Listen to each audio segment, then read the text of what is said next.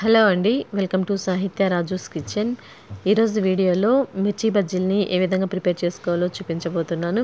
నేను చూపించే ప్రాసెస్లో మీరు కనుక బజ్జీలను చేశారంటే ఫస్ట్ టైం చేసే వాళ్ళైనా కానీ చాలా పర్ఫెక్ట్గా చేస్తారు. మరి వాతావరణం చల్లగా ఉన్నప్పుడు, లేదంటే వర్షం పడుతున్నప్పుడు కానీ, లేదా అప్పటికప్పుడు ఏదన్నా టీ టైంలో స్నాక్స్లా తినాలి అనిపించినప్పుడు ఈ విధంగా మిర్చిలతోటి బజ్జీలని ప్రిపేర్ చేసుకోండి. ఇవి చాలా టేస్టీగా ఉంటాయి. అలాగే వీటిని పప్పు, రసము, చారన్నంలోకి సైడ్‌గా ఇలా నంచుకొని తిన్నా కూడా చాలా టేస్టీగా ఉంటాయి. మరి ఈ మిర్చి బజ్జీలని ఏ విధంగా ప్రిపేర్ చేసుకోవాలో ప్రాసెస్‌లోనికి వెళ్ళి చూసేద్దాం రండి. పచ్చిమిర్చితోటి బజ్జీలని ప్రిపేర్ చేసుకోవడం కోసం ముందుగా ఇలా ఒక మిక్సీ జార్‌ని తీసుకోండి. అందులో ఒక స్పూన్ వరకు ధనియాలని, అలాగే హాఫ్ స్పూన్ వాముని, హాఫ్ స్పూన్ జీలకర్రని వేసుకోండి. ఇందులోనే రుచికి సరిపడంత సాల్ట్‌ని కూడా వేసుకొని ఒకసారి కోర్స్‌గా గ్రైండ్ చేసి తీసుకోండి. ఇప్పుడు ఇలా కోర్స్‌గా గ్రైండ్ చేసి తీసుకున్నటువంటి ఈ పొడిలో అరగంట ముందుగా నానబెట్టుకున్నటువంటి చిన్న నిమ్మకాయ సైజ్ అంత చింతపండుని వాటర్‌తో సహా వేసుకొని మరొకసారి మెత్తగా గ్రైండ్ చేసి తీసుకోండి. ఇప్పుడు ఇలా మెత్తగా గ్రైండ్ చేసి తీసుకున్నటువంటి ఈ చింతపండు గుజ్జుని ఒక బౌల్లోనికి వేసుకొని రెడీగా పెట్టుకోండి. ఈ చింతపండు గుజ్జుని మనము పచ్చిమిర్చిలోనికి స్టఫింగ్‌గా పెట్టుకోవడానికండి. ఇప్పుడు బజ్జీలని ప్రిపేర్ చేసుకోవడం కోసం నేను ఒక 15 బజ్జీ మిర్చీలని తీసుకున్నానండి. వీటిని శుభ్రంగా వాటర్‌లో కడిగి తీసుకున్నాను. ఇప్పుడు ఈ మిరపకాయల్ని నైఫ్ తోటి వీడియోలో చూపిస్తున్న విధంగా ఇలా మధ్యకి పొడవుగా ఘాటులాగా పెట్టుకోవాలి. ఇలా ఘాటు పెట్టుకున్న తర్వాత చూడండి, ఈ మిర్చిలో విత్తనాలు ఉంటాయి కదా, ఈ విత్తనాల్ని నేను తీసేస్తున్నాను. టీ స్పూన్ ఉంటుంది కదా, ఆ టీ స్పూన్ వెనక భాగం నుంచి ఇలాగ మిర్చిని గీరామంటే ఈజీగా మనకి మిర్చిలోంచి విత్తనాలు అనేవి రిమూవ్ అవుతాయండి.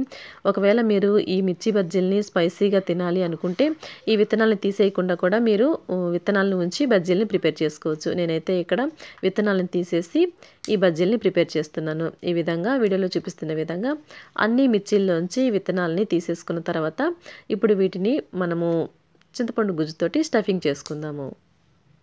అలాగే చూడండి, మిర్చిలోంచి తీసినటువంటి ఈ విత్తనాలను పడేయాల్సిన అవసరం లేదండి. మనం పప్పులో కానీ, పచ్చళ్ళలో కానీ ఈ విత్తనాలను యూజ్ చేసుకోవచ్చు. ఇప్పుడు ఈ మిర్చి బజ్జీని చూడండి, మనం ఇలా ఓపెన్ చేసి ఇండెక్స్ ఫింగర్ తోటి కొంచెం ఇలా చింతపండు గుజ్జును తీసుకొని మనము మిర్చిలోనికి స్టఫింగ్ చేసుకోవచ్చండి. ఒకవేళ చేయి మండుతుంది అని అనుకుంటే ఇలాగ టీ స్పూన్‌ని తీసుకొని ఆ వెనక భాగం నుంచి కొంచెం కొంచెంగా వీడియోలో చూపిస్తున్న విధంగా చింతపండు గుజ్జుని తీసుకొని మిర్చిలోనికి ఇలా స్టఫ్ చేసుకోవచ్చు. ఇలా చింతపండు గుజ్జుని స్టఫ్ చేసుకోవడం వల్ల మిర్చి అనేది మనకి కారంగా లేకుండా పుల్ల పుల్లగా బజ్జీలు అనేవి చాలా టేస్టీగా వస్తాయండి. ఇలా మిర్చిలు అన్నిట్లోనికి చింతపండు గుజ్జుని స్టఫింగ్ చేసుకున్న తర్వాత ఈ మిగిలిన గుజ్జుని మనం పడేయాల్సిన అవసరం లేదండి. దీన్ని కూడా పులిహోరలోనికి కానీ, లేదంటే పప్పులోనికి కానీ యూజ్ చేసుకోవచ్చు. ఇప్పుడు ఇలాగా అన్ని మిర్చిల్ని చింతపండుతో స్టఫింగ్ చేసుకున్న తర్వాత మనము శనగపిండి మిశ్రమాన్ని ప్రిపేర్ చేసుకుందాం. ఇప్పుడు ఒక మిక్సింగ్ బౌల్‌ని తీసుకొని అందులో ఒక కప్పు వరకు శనగపిండిని వేసుకోండి. అలాగే మనం చేసేటువంటి బజ్జీలు అనేవి కొంచెం క్రంచీగా రావడం కోసం ఒక టేబుల్ స్పూన్ అంతా బియ్యపిండిని కూడా వేసుకోండి. అలాగే ఇందులోనే రుచికి సరిపడా సాల్ట్‌ని, పావు స్పూన్ వరకు వంట సోడాని వేసుకోండి.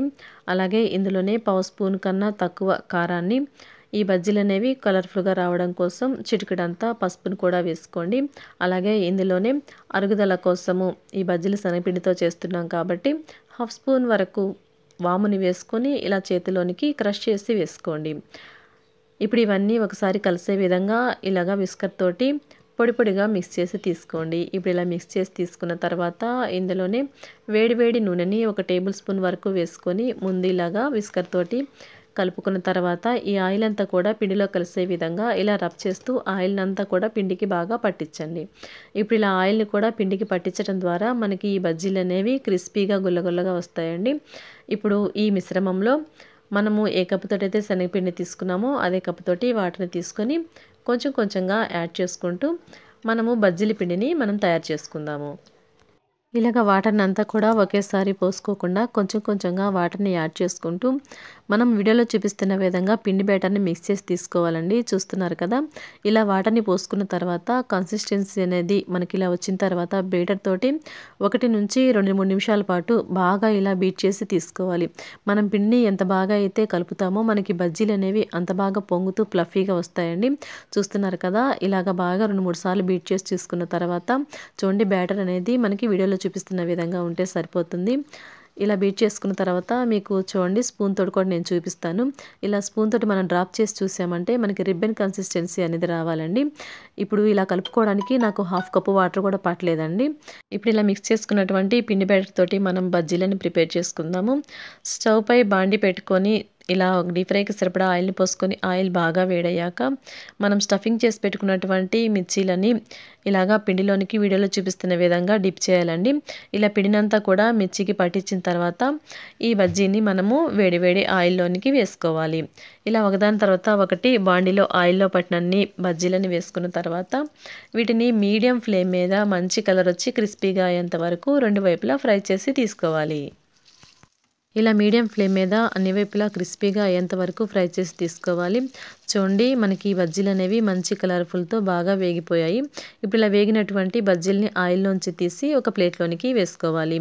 ఇదే విధంగా మిగతా పిండి బ్యాటర్తో కూడా మనము బజ్జీలని ప్రిపేర్ చేసి తీసుకోవాలి. ఓకేనండి, చూసారు కదా మనం బజ్జీలని ఎంత ఈజీగా ప్రిపేర్ చేసుకున్నామో. ఈ బజ్జీలు అయితే మంచి కలర్గా క్రిస్పీగా చాలా టేస్టీగా ఉన్నాయండి. అలాగే మనం కలుపుకున్నటువంటి పిండికి గాను నాకు ఈ కొంచెం పిండి మాత్రమే మిగిలిందండి. ఇలా మిగిలినటువంటి పిండిని కూడా ఇందులో ఒక ఆనియన్ కట్ చేసి వేసుకున్నామంటే మనం పకోడీలాగా వేసుకోవచ్చు. అలాగే చూడండి వీటిని టమాటా చట్నీతోటి అలాగే సైడ్కి ఇలా ఆనియన్స్ పెట్టుకొని సర్వ్ చేసుకున్నామంటే చాలా టేస్టీగా ఉంటాయి. చూడండి బజ్జీలు అయితే చాలా పర్ఫెక్ట్గా చాలా బాగా వచ్చాయి. ఓకేనండి, ఈ బజ్జీల రెసిపీ కనుక మీకు నచ్చినట్లయితే తప్పకుండా మీరు కూడా ట్రై చేసి మీకు ఎలా కుదిరింది అనేది కామెంట్ సెక్షన్లో నాతోటి షేర్ చేసుకోండి. అలాగే ఫ్రెండ్స్, ఈ రెసిపీ కనుక మీకు నచ్చినట్లయితే వీడియోకి ఒక లైక్ చేసి మన ఛానల్ని సబ్స్క్రైబ్ చేసుకొని పక్కనే ఉన్న బెల్ సింబల్ని క్లిక్ చేయండి. Thanks for watching our video.